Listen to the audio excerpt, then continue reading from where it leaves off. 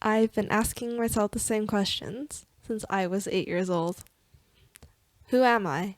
Where do I belong? What am I going to do with my life? You know, the normal questions 8-year-olds have. I'm 19 now, and that means I've spent over half my life in some sort of existential crisis. And all I got out of it was this TED Talk and a billion journals of angsty poetry.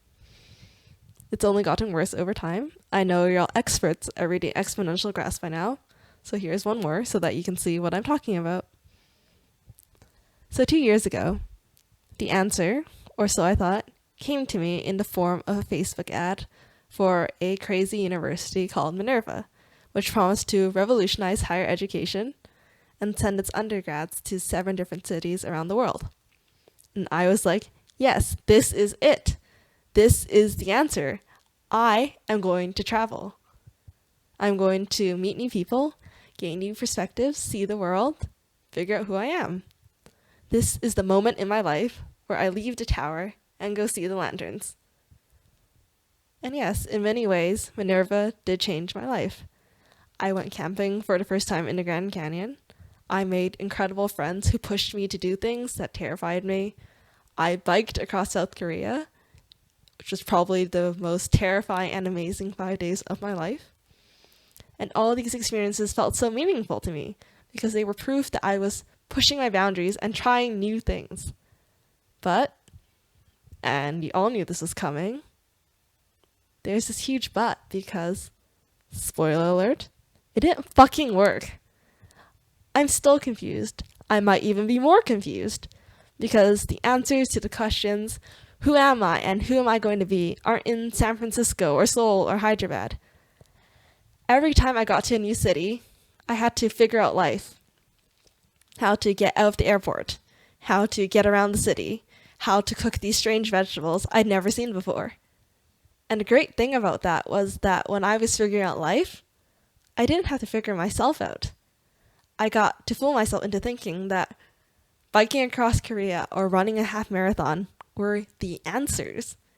And maybe they were, but just not to the questions I was asking.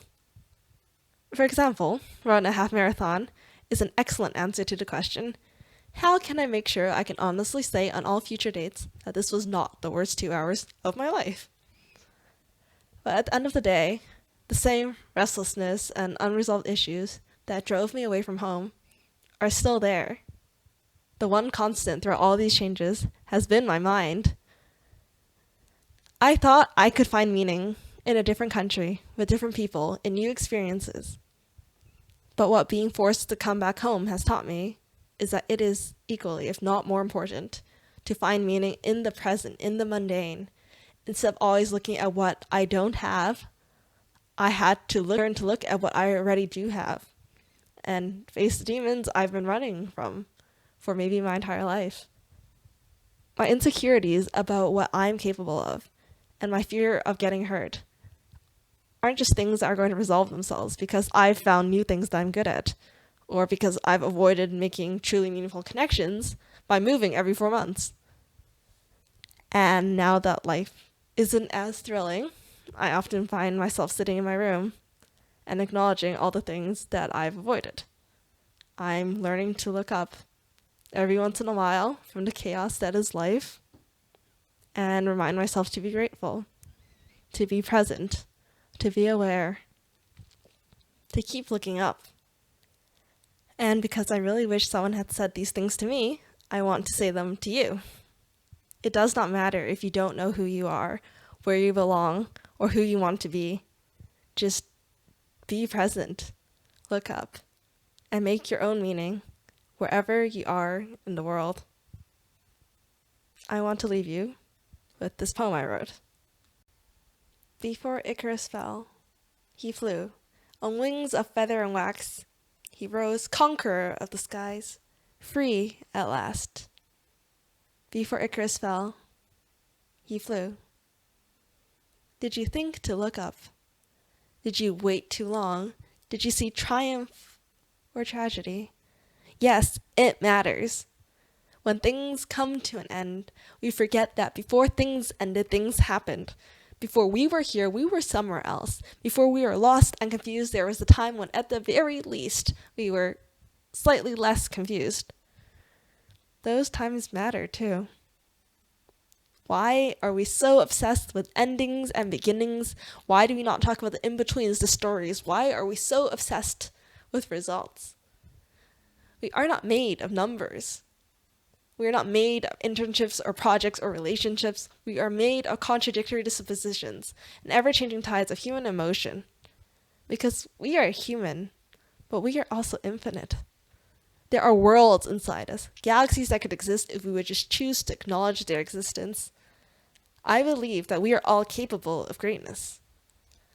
The question is then if we are capable of living with the cost of that greatness. Will you look up? Failure is a side effect of living. We are living, we will fail. History is written by the victors, but they do not write your story. Yes, there is a story. Do you remember that we are not here long? So when life sucks, and life sucks a lot sometimes, will you look up? Because there are also times when life is great. And when the trees are transforming, when the first snowfall comes, when we all set off to forge our own paths, I will be here for you. We may exist within differences, between worlds, but we exist at the same time. We are square worlds in a round universe. Misfits that fit together. We are a community. We're not constructs in the corridors of someone else's imagination. What could yet be is up to you. Will you look up? Will you take my hand? Will you walk with me? In a world that is not made of numbers, because we are not made of numbers, we are made of flesh and bone and skin stretched taut over passion and curiosity. We are infinite, unconditional. Will you look up? Before Icarus fell, he flew. Will you take my hand? Thank you.